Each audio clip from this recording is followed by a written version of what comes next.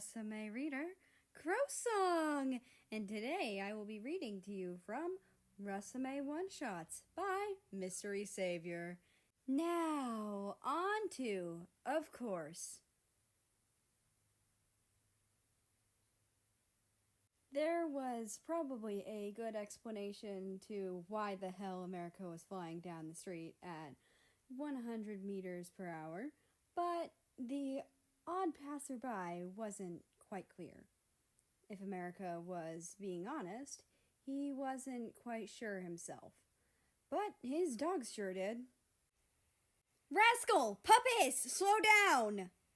America cried, trying to dig his feet into the pavement and stop the two excited dogs. He was out on his usual walk around the neighborhood with his two medium-sized dogs, Rascal, his golden retriever, and Puppies, his border collie. Before you get all hissy like, "Ew, Puppies isn't a good name at all," just shush. He got Puppies when he was pretty young, and since she was just a puppy, and Puppies is the name of a constellation, he called her that. She was the oldest of all four dogs, but she was still energetic and needed walking a lot. Rascal was his second dog, only about 3 years younger than Puppies, and was just as excitable as ever. Around his fluffy neck was a purple bandana. At least, that's what America was told. His younger sister, Australia, had gifted it to him and told him that it was purple. She was aromantic and asexual, so she could see all the colors already, since she didn't have a soulmate to reveal colors with. America could only see an amber color, but he didn't mind too much. It was a very soft and calm amber that he actually quite enjoyed seeing, although often he dreamed of seeing colors. He couldn't quite imagine the colors, of course, but imagine the world seeming brighter and more open. As he grew older, however, he began losing hope as all of his family and friends found their soulmates and he got left behind. Despite the single color that still persisted, he started to doubt if he even had a soulmate after all. But when he saw that gorgeous amber, he felt a glimmer of hope. As his two dogs raced around the corner, he almost slid into the road before crashing into a body so large and strong he thought it had been a wall at first. He didn't have the chance to apologize before he squealed when his two excited dogs circled the two of them and twisted their legs together and prevented them from escaping. "Puppies! Rascal!" America scolded as he glared at his dogs, trying desperately to wriggle free of the leads. "I'm so sorry about that, sir. America stopped immediately as he stared into the stunning eyes before him, momentarily lost in thought. His heart began pounding in his chest.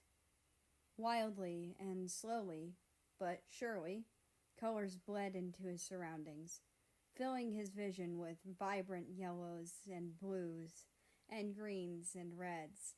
Everything seemed so much brighter, so much more lively than it had ever been before, like he was seeing everything for the first time. And, in a way, he was. His soulmate was handsome, more handsome than he could have ever imagined. His skin was smooth and colorful, scarlet and navy and pearl.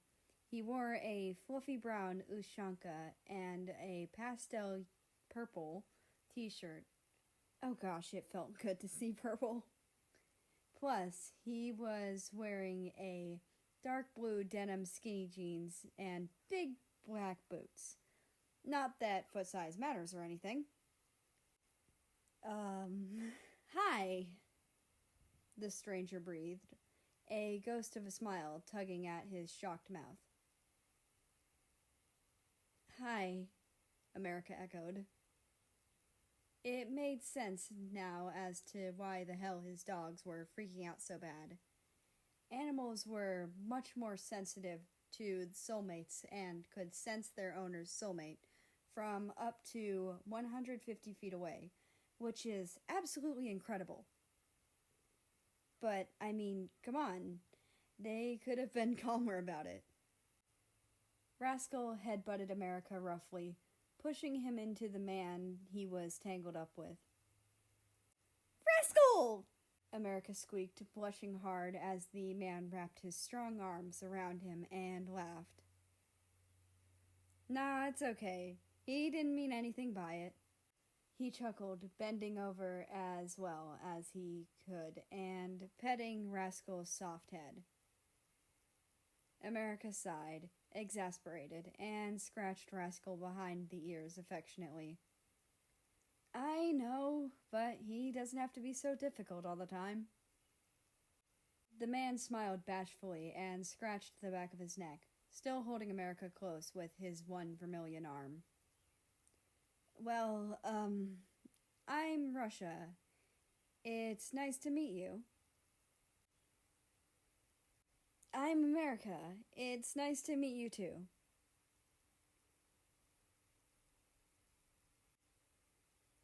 This is so weird.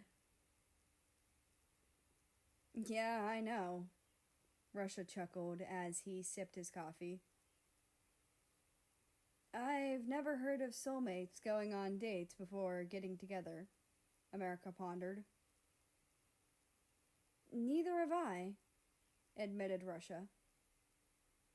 Well, we can be the first, America grinned, clinking his coffee mug with Russia's as a sort of toast. Russia chuckled and shook his head, admiring America as the smaller watched cars drive by out the window. It was an overcast day, so America was surprised when Russia asked him to join him at the cafe. He didn't mind, though. Once they had finished their coffee and food, Russia offered his hand to America, pulling him out of his chair. Russia let go of his hand as they headed out the door together before reconnecting them, feeling as though something were missing without America. His company just giggled and leaned into him as they walked, trying to contain his excitement. So, what's the surprise you were telling me about? America asked with a smile. You'll see very soon, Russia answered vaguely. True to his word, they arrived at their destination just a few minutes later. It was a quaint bookshop with a sign out front saying, Ink and Parchment, in big fancy calligraphy. They stepped inside and were hit with the smell of coffee and tea and aged paper. America gaped. What is this? Remember when you were telling me about the bookshop you always wanted to open? Russia reminded, rubbing his arm bashfully. You didn't. Russia blushed. I did. Oh my God! America slapped his arm affectionately, smiling widely. This is amazing! Thank you! Russia grinned back. And that's not all. Oh my God, you're killing me, Russ. Stop being so nice. Jesus! Russia led America to a certain section and swept an arm out to gesture towards all the books on display. Ta-da! Wow. America breathed as he stared in wonder at all the books. They were all either fiction or nonfiction about space, astrology, and planets, and galaxies, and the universe. Every book was a hardcover and meticulously cared for. And one of the series even had the entire solar system and stars illustrated on each book's spine to make a complete picture. Just as America was about to say more, Russia pointed to the roof, redirecting the striped country's gaze. The ceiling of the shop was painted with all the teals, purples, blues, whites, and blacks of the Milky Way, creating a fantastic mural that made it seem as if the store had no roof and was kept in perpetual night. It was everything America had ever imagined. No, it was even better than he had imagined, because Russia was there to share it with him.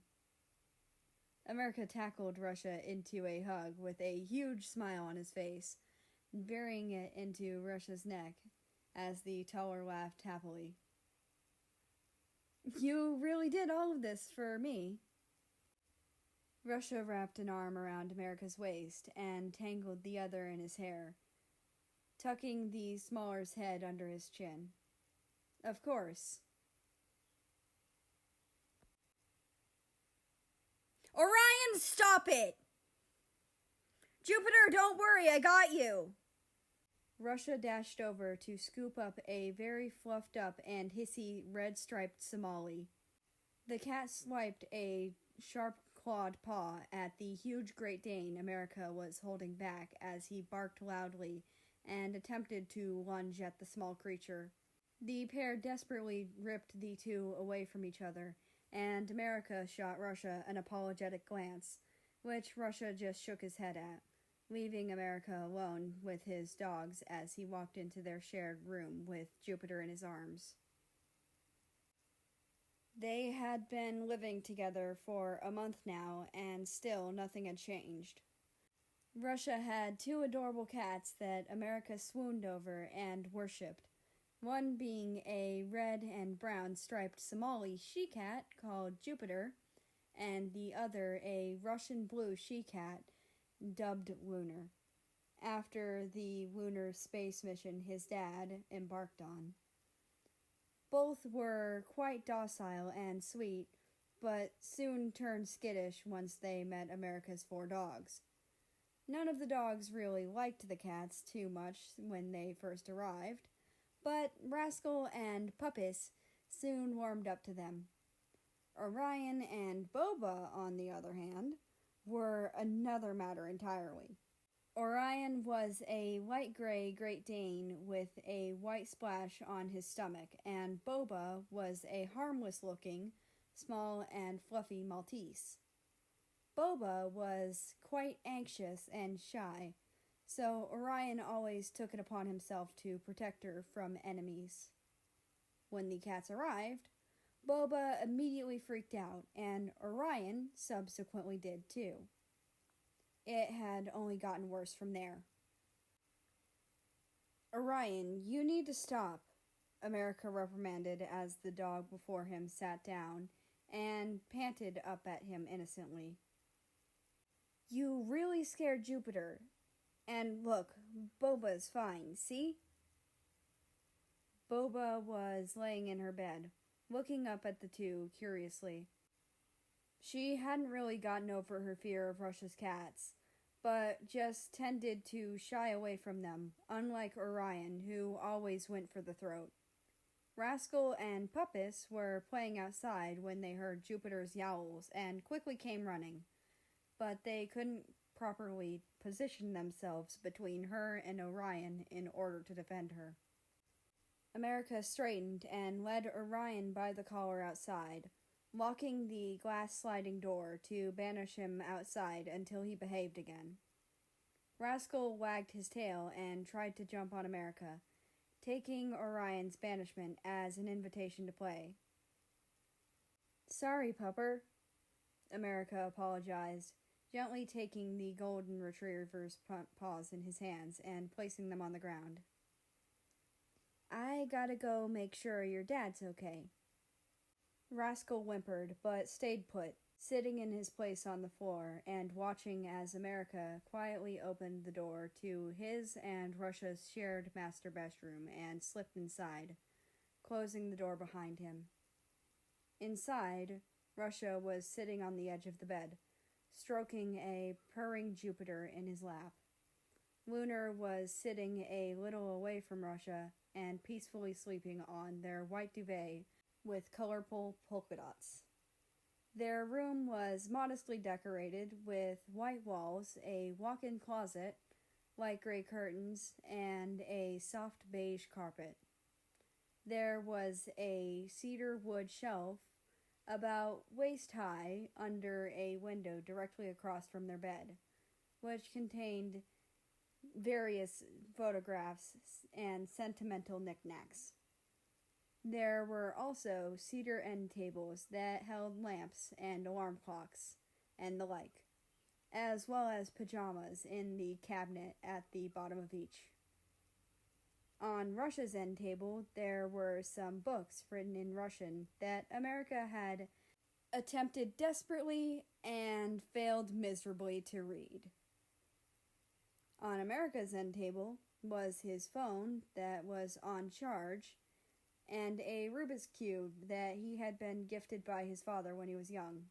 He could never solve it back then because he couldn't see the colors of any of the small squares, and every time he had thought he figured it out, he would bring it to his father or mother and would ask.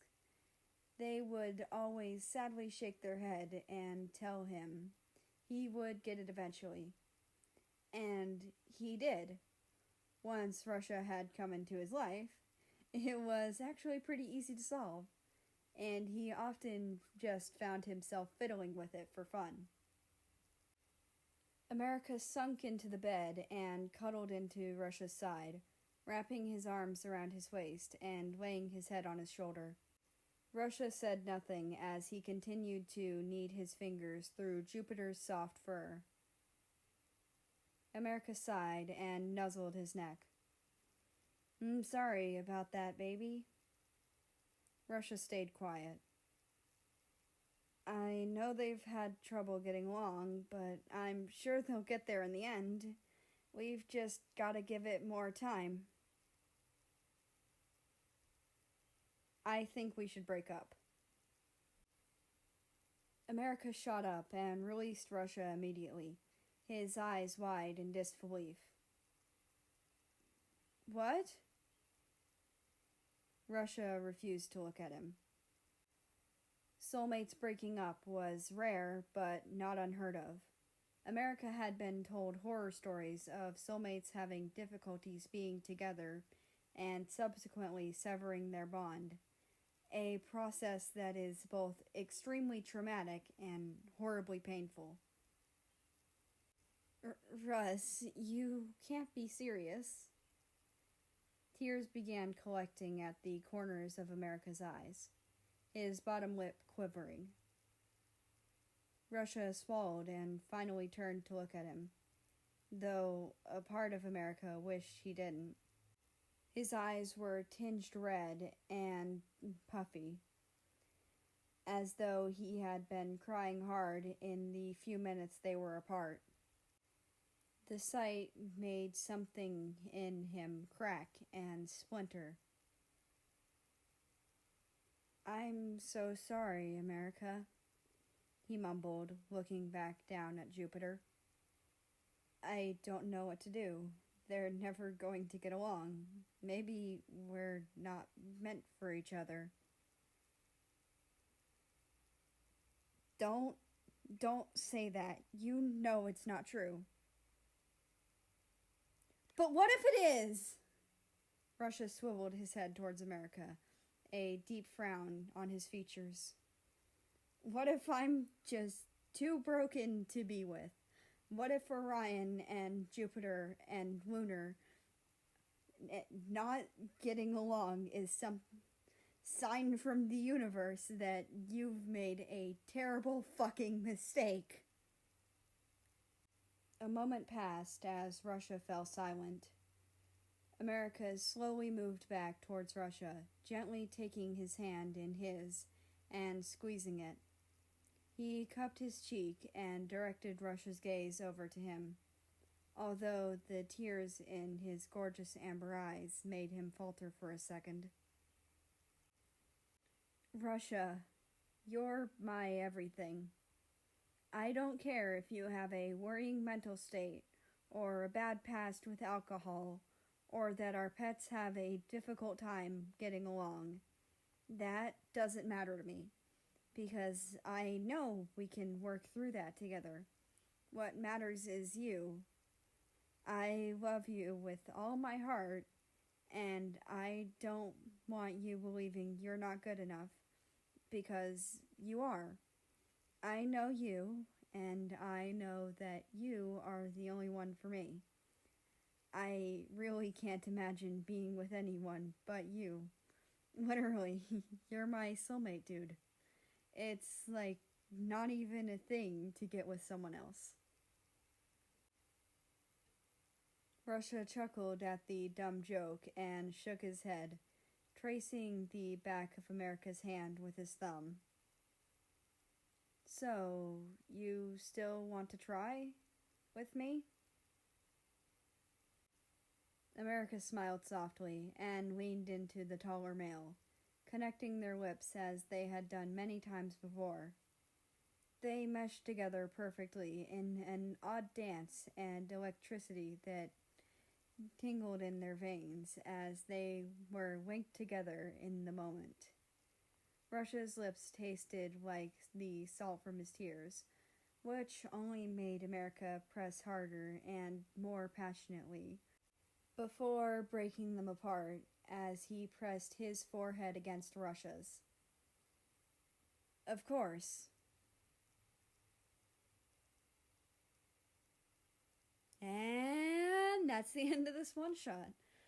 I reached out for a couple different books, and I'm waiting for responses.